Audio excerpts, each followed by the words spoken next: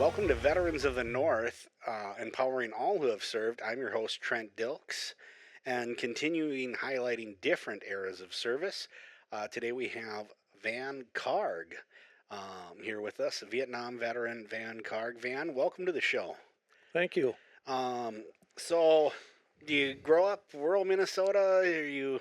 I know you're right now. You're kind of from out there in the Hutchinson area. Is that where you're from originally, or where Yeah, are you? we had a 160-acre farm.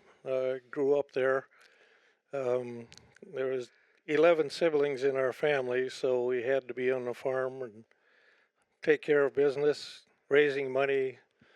It's nothing's cheap, no matter which part you look at it. So Yeah. we had all of our own gardening and everything. We'd sell some of our goods to the little grocery stores in Hutchinson, but yeah, I was in Hutchinson my whole life, except when I got out of high school. I went down to Denver City, Texas for 1 year, worked on a well company, pumping water down into the oil wells to force the oil up, and then I volunteered for the service. Yeah, so I think it's 1966, according to your bio. You volunteer. Vietnam's going on at the time. What kind of atmosphere is that to be volunteering for the service in? Is that it's got to weigh pretty heavily on you as you're looking at your options? Yeah, I did, and it when you're 19 years old, you need to get into something different. And even back at that time, the businesses around were hiring veterans, and I couldn't figure out why are you always hiring the veteran. So I volunteered for the service just to find out why that was. Okay, And it curiosity. Yeah. got drafted on the 23rd of December in '65, and I departed on November 5th of 1967. Okay, So and you head down to a basic training somewhere. Where was that at? basic train. Well, when I got drafted, they put us on a train to go down to Fort Leonard Wood 2 days before Christmas. So we pulled KP down there for 2 weeks until everybody came back, and then they flew us up to Fort Lewis, Washington, is where I took my basic training, AIT, non-commissioned officers training, and Okay. What was the AIT for? What was your military occupational specialty? What was your MOS? uh, infantry. Infantry. All But right. 11 out of Bravo. out of Fort Lewis, we were a mechanized infantry group. Okay. So, and that's why we went over to Vietnam in '66. We went over as a complete division on the slow boat. 21 days it took us to get there. So, What but is we that had experience like? I mean, taking 21 days. I mean, I'm sure you don't mind the time before you get there, but what was that like living on a boat for? I haven't been on a cruise since.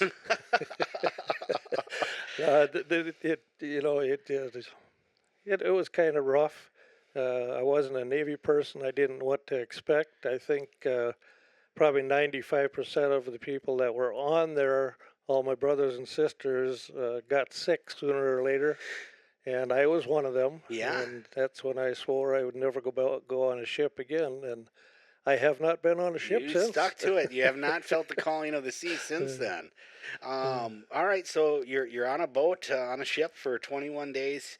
You land in Vietnam then, or Yeah, we landed in Vung Tau, unloaded the ship. It took us 3 days to unload the ship, and they didn't have a base camp for us yet, so we were on the road in the deuce and a half. Drove down to Dao Tieng. That's that we built our own base camp down there, and we were a completely mechanized unit. All the trucks, all the APCs, you name it, we had it. But we built our own base camp, and it was kind of touchy because there was a lot of uh, Vietnamese down there at that time, yeah? and we had to be very careful. So Is that kind of jungle area? Is it near a population it center? was real close to the Cambodian border, Okay, and it was on the edge of a jungle. okay. Sounds like a pretty miserable place to be trying to build a base. Yeah, you had to be careful. You had Yeah, to keep your eyes open, and when they tell you to watch for something, that's what you watch for. yeah. Are you joined by some people who had been in country that had some more experience? What was was that like? Did you have some experienced voices or No, we were really pretty much we were all rookies. You know, I was 19 years old, going on 20. I was 20 years old when we went over there, and all of our commanding officers were that's their rookie time yeah, also. We had a couple of platoon sergeants that had been there. This would be their second uh, tour of duty over there, but they kind of told us everything that was going to happen, and they just made you listen, and they were right with what they were telling us. You know, yeah, sooner or later you're going to find that out. yep. So you get a base camp kind of set up there. Do you have a mission? Is it to occupy the area? Is it to move? What? We were patrolling the Cambodian border more or less. We were real close to Tain In, which was the Ninth Division, and Cu Chi, um, and they helped us out because they were also mechanized units. Yeah, You know, we almost saw the entire country of Vietnam, the southern part, because we were mechanized. If there was a shot fired somewhere, we were up in our APCs and on our way to wherever the shots were fired, okay. So you're always kind of looking for something that was going to happen. you're almost we when I was over in Iraq, we called it a reaction force, a quick reaction force, somebody that was available to try to go out if something was happening in their area of operations, the area of responsibility.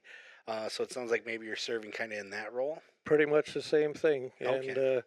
And uh, our APCs, which is personnel carriers, with the 50 loaded up on top, we took a lot of shortcuts. Yeah. You Yeah. didn't go through the on the roads and whatnot because of all the planted bombs and what that were not there. That we break our Yeah. way through the jungle. Well, when you got a You tracked push the vehicle, trees over, push them to the side, do everything you had to do to get there. when you got a tracked vehicle, you kind of make your own road. Yep, Yep. we did that a lot.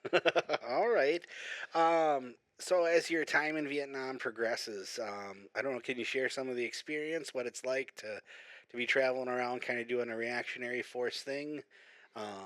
Yeah, just kind of what that experience was like for you. Well, we did a lot of breaking through the jungles.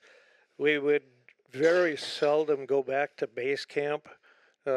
We spent most of our tour, probably 90% of our time, bivouacked out in the open areas and wherever they had sprayed the chemicals to kill the weeds and the trees and everything. They never told us that it was going to kill people, but that's where we would set up our base camps for the evenings. Right where that defoliant, to what we'd end up calling Agent Orange. Agent Orange. Yeah. And everybody that was over there somehow got exposed to it, and even the sources that we come out of the Philippines and whatnot, if we'd call in for fire base, so sooner or later those planes would go back to the Philippines, and people still got exposed to Agent Orange. Yeah. Yeah. You know, anybody that was in Vietnam, sooner or later they finally figured out, oh yes, this is Agent Orange. It, Well, yes, and it kills people as much as it does the trees. Yeah. It.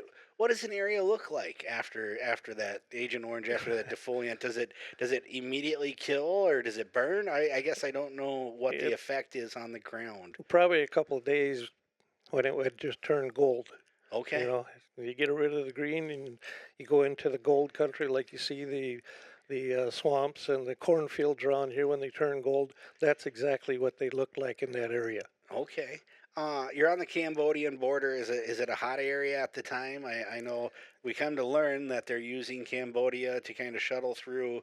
While you were there, was it a hot area or was the focus somewhere else at that point? It was a very hot area. I mean, that's where the Ho Chi Minh Trail went. Yeah. You know, real close to the border. We had to cross rivers to. We were never in Cambodia, but we crossed rivers. That's all I'm going to say. Yeah. Uh, Yep.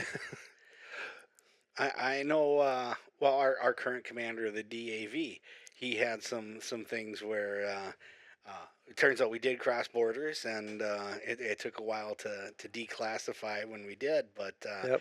there's no doubt that the Viet Cong weren't respecting a border, and if you can operate with impunity and cross an imaginary line, you're going to do it. Right. Yeah. And we would cross rivers, 4 or 5 times a day. Yeah, So you really get kind of mixed up saying, well, where am I now? Well, okay, so you'd go in the evenings and they'd show you on the maps, this is where we were, this is where you came back and went over and came back. And we never spent overnight across the river. yeah. We were always back into the South Vietnam part. Are these small rivers? Because do you have the APCs with you, or We, you? we, we crossed them with the APCs. You put the shrouds out in the front, and they would actually float across the river. Oh, really? We only had to call in bridges one time. Okay. Otherwise, it was all we were floating. Yeah, you got It, engineer assets then that are available if you needed them, or oh you do yeah, your own. yeah. We had engineers along with us, so Yeah. they were a bridge unit also. We Yep. just call back to camp and go back and So kind of lead them out and be with them for safety. thinking about that time you're there, 66 to 67, are things deteriorating, or specific to your area?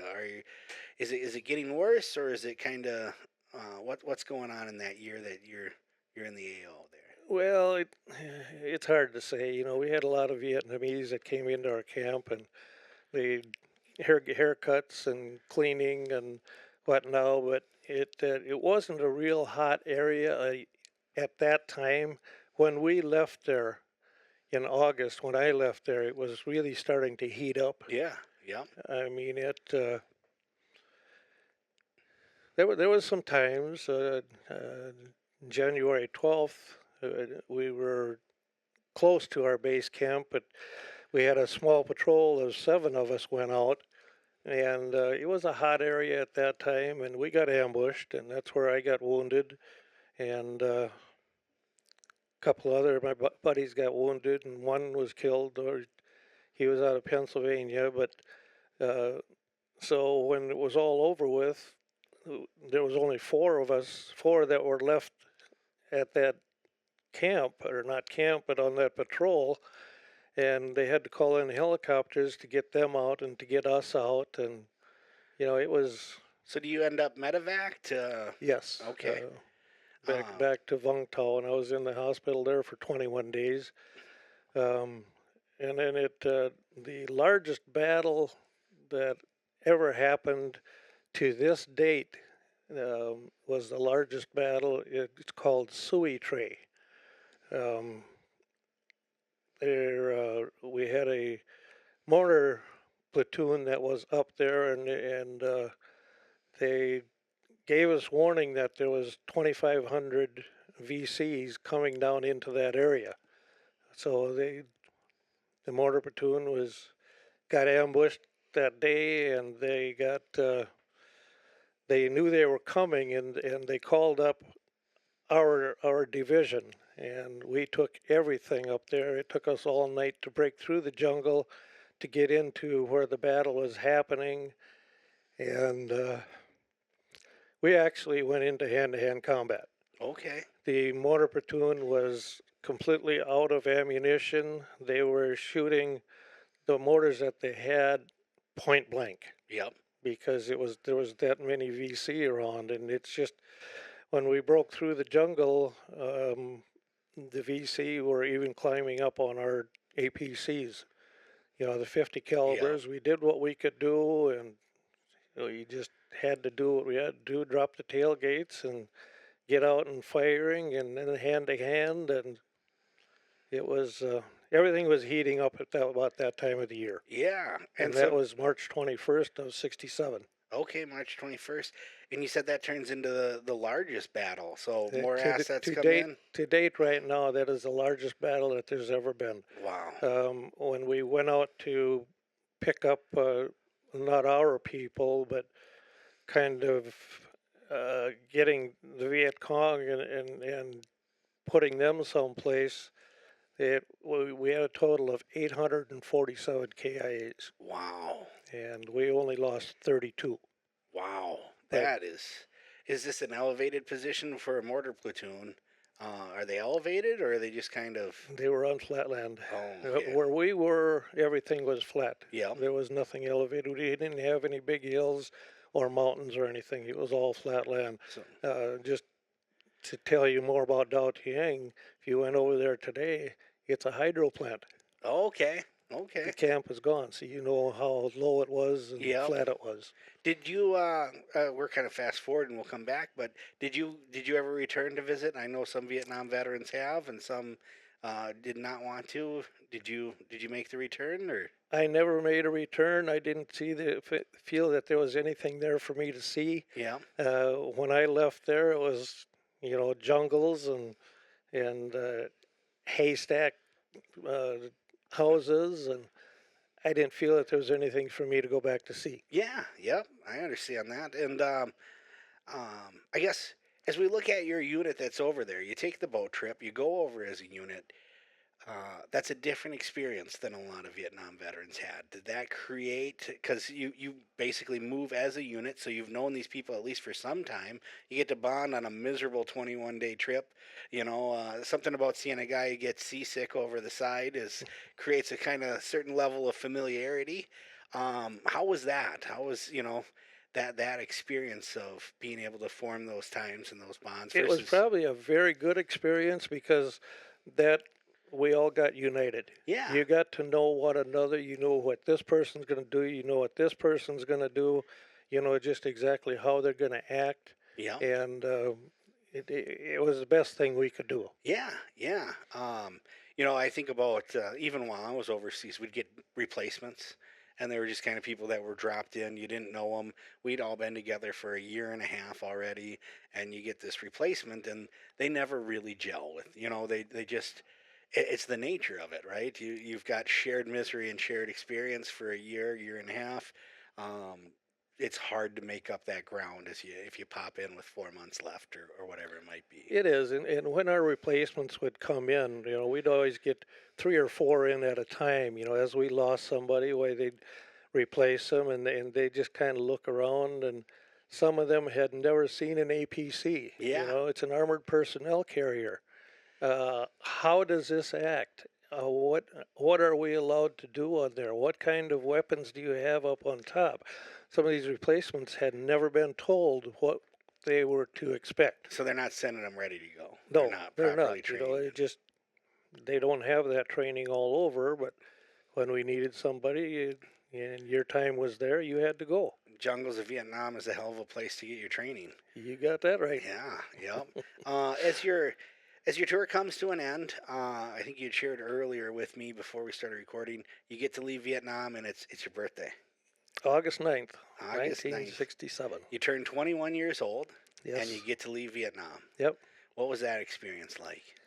Oh, it was an airplane ride.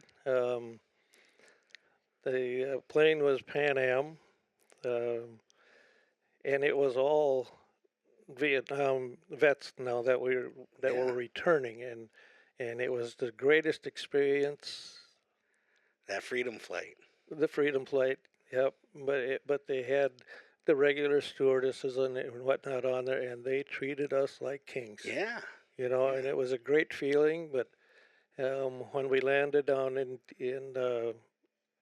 California, San Diego, we didn't have any bad experiences. I didn't have any bad yeah, experiences, but they kind of warned us ahead of time that you're really not welcome here. yeah, It's the things that you hear on the news media today is probably true, yeah, but we didn't have that case. yeah, And all the way home, when we flew home, the stewardesses and whatnot, it they treated us like kings, and we were on the planes with regular people, yeah, and I didn't have the bad experiences that they talked about. yeah. Well, that's good. I think about how different that is. Like when I came home, We land in Bangor, Maine. I take that Freedom flight. I've been gone for 22 months, and there are people lined up to welcome us. And front and center are the Vietnam vets, right? And I know many of them had, a cold reception, some a very hostile reception. And that always touched me is that despite what they went through, they're at the front of the line to welcome us home were the Vietnam vets and how much that meant to me. So I'm And the glad. Vietnam vets had said even today they still say the same thing.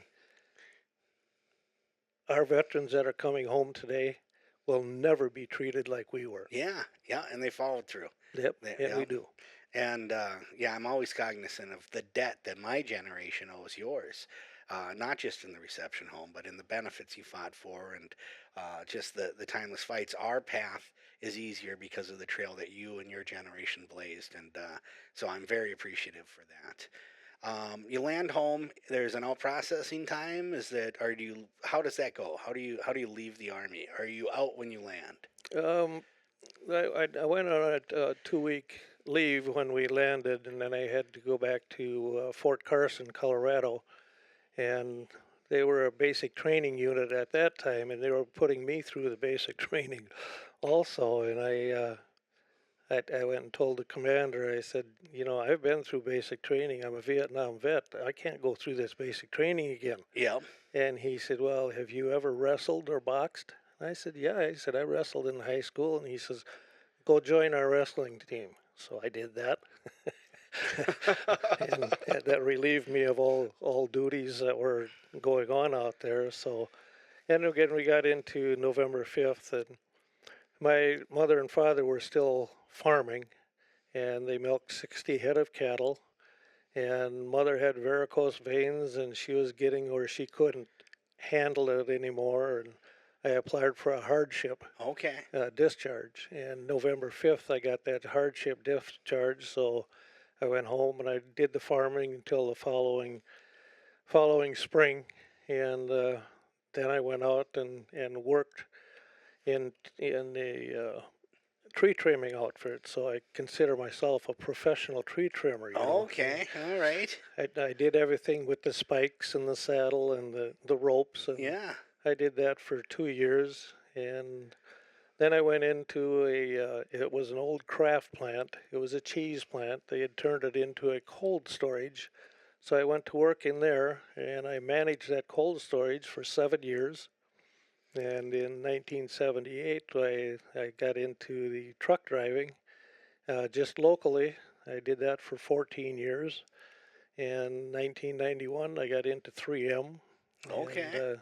worked there for 16 and a half years. And in 2007, I had both my shoulders replaced, and they didn't welcome me back because I was put on permanent 5 pound weight restrictions. Okay. So they didn't have a job for me, and I applied for uh, Social Security disability, and that's how I got out.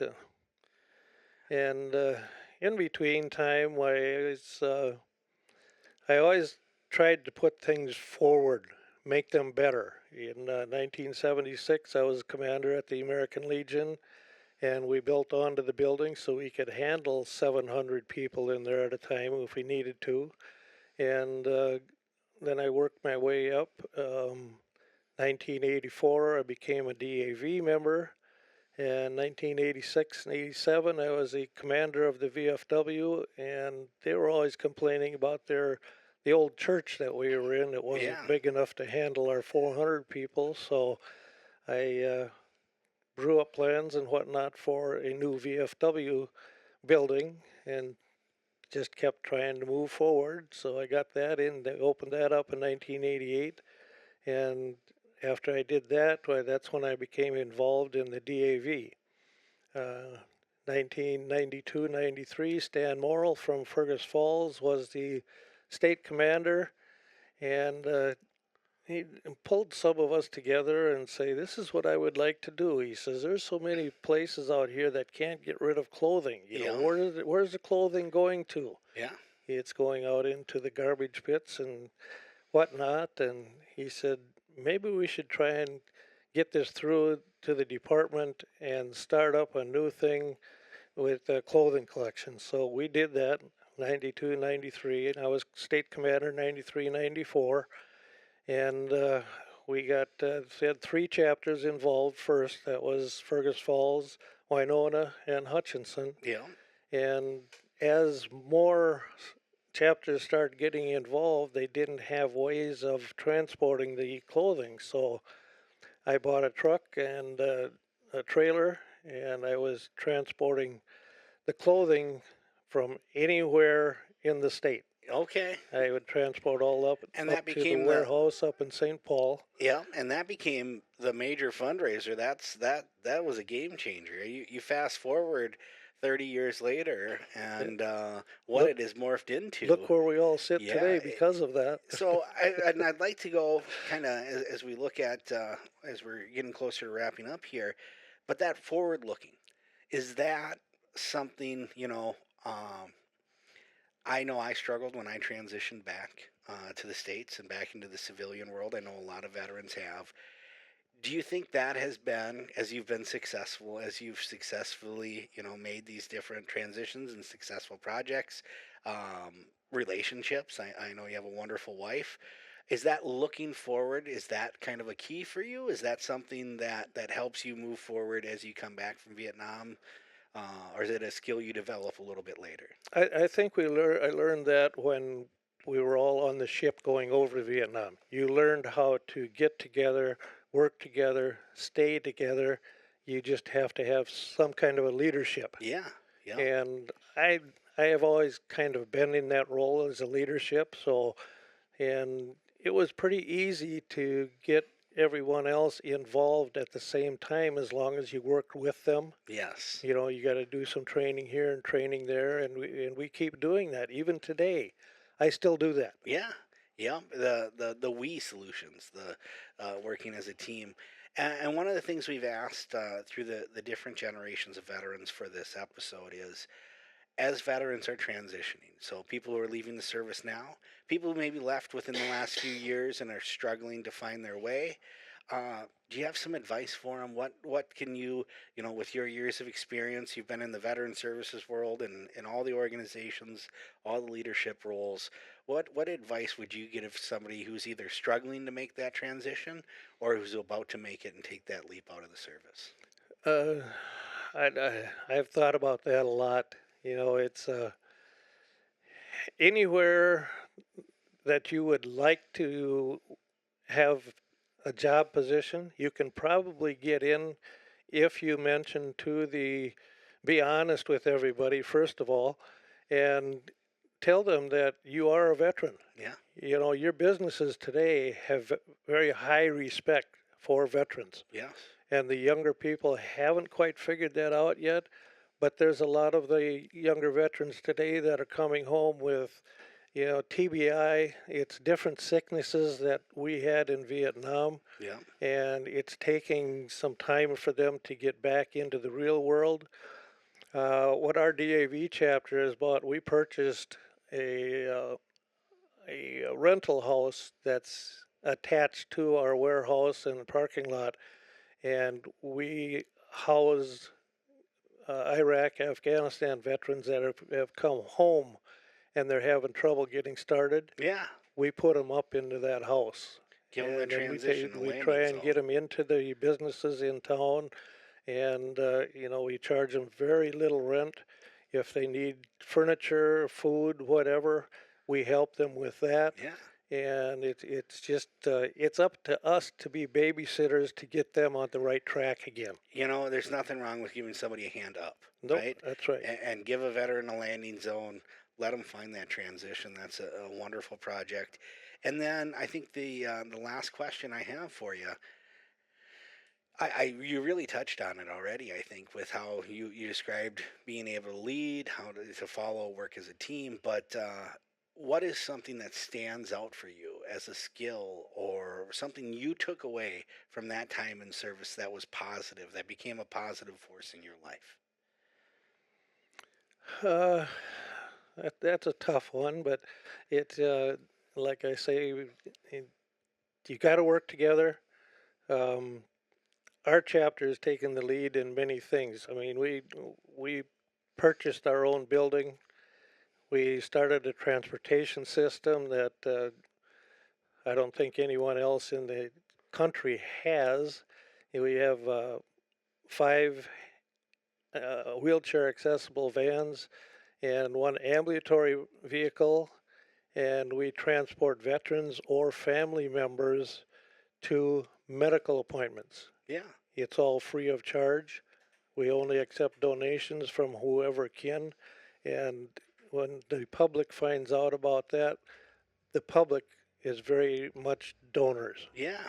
The Yep. majority of our income and our help to upkeep our vehicles and whatnot all comes from the community. Let your You work and have to your get deeds. involved Yeah. into the community so they can give back to you at the same time. Yes. Yep. Absolutely reciprocal. So, well, Van, I really appreciate the opportunity to chat with you. It's been a wonderful time. I appreciate you sharing your story with us and your experience with the veterans out there. Thank you for being here. Thank you for having me.